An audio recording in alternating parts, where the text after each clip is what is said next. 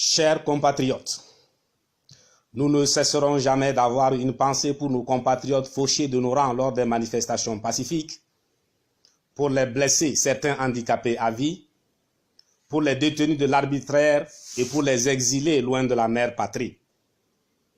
Face à un régime soucieux du bien-être du citoyen, un pouvoir préoccupé par le bonheur des populations, nous n'aurions pas eu besoin d'organiser autant de marches pacifiques à travers autant de localités du pays et dans autant de pays sur les différents continents, l'Afrique, l'Europe, l'Amérique et l'Asie.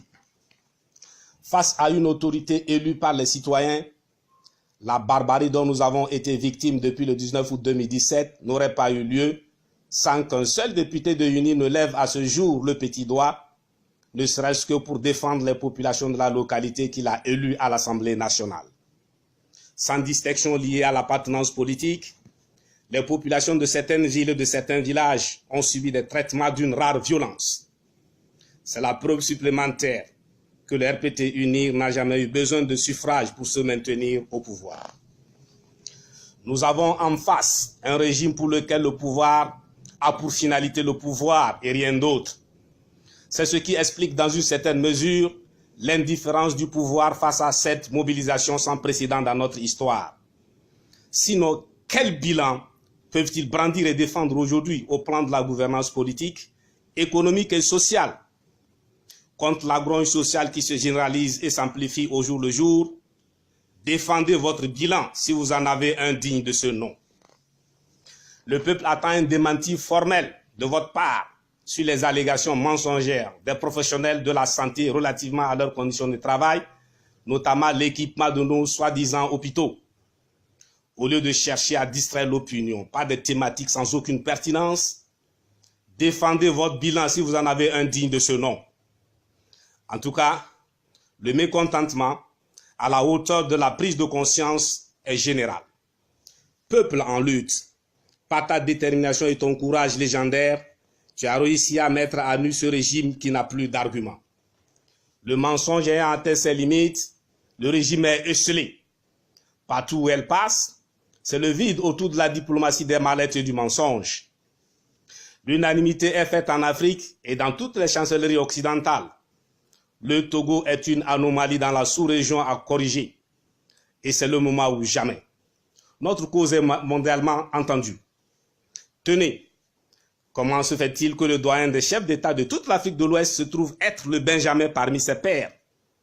Benjamin doyen, c'est plus qu'une anomalie. Les valeurs pour lesquelles nous nous battons, à savoir la liberté, la justice, l'égalité de chance, sont des valeurs universelles et le monde entier l'a compris. C'est pourquoi nous devons continuer à nous battre jusqu'à la réalisation de notre objectif ultime, l'alternance devant ouvrir la voie à la démocratie dans notre pays et la prospérité pour tous. Pour cet objectif impératif, nous devons redoubler d'efforts et nous résisterons pendant le temps nécessaire. Mais, et c'est certain, les racines du baobab ne tiennent plus. Par votre engagement, votre détermination et votre action de pacifistes convaincus, le pouvoir est visiblement chancelant malgré l'agressivité et la force affichée. Ne l'oublions pas, les coups d'accélérateur de l'histoire de l'humanité ont été souvent le fait des plus faibles. Pensez à ce dont l'homme, ce roseau, est capable parmi toutes les créatures. L'homme tire sa force de sa faiblesse. C'est la conscience de notre faiblesse en tant que peuple non armé, peuple pacifique, qui nous a orientés vers le pacifisme dont nous pouvons aujourd'hui contempler avec fierté les résultats indiscutables. Bravo à nos mères, épouses, sœurs et filles pour la marche du 20 janvier 2018. Pour les 31 janvier, 1er et 3 février 2018, soyez plus nombreux, femmes, hommes, jeunes de toutes les catégories socio-professionnelles. Avec l'alternance, c'est tout le monde qui gagne.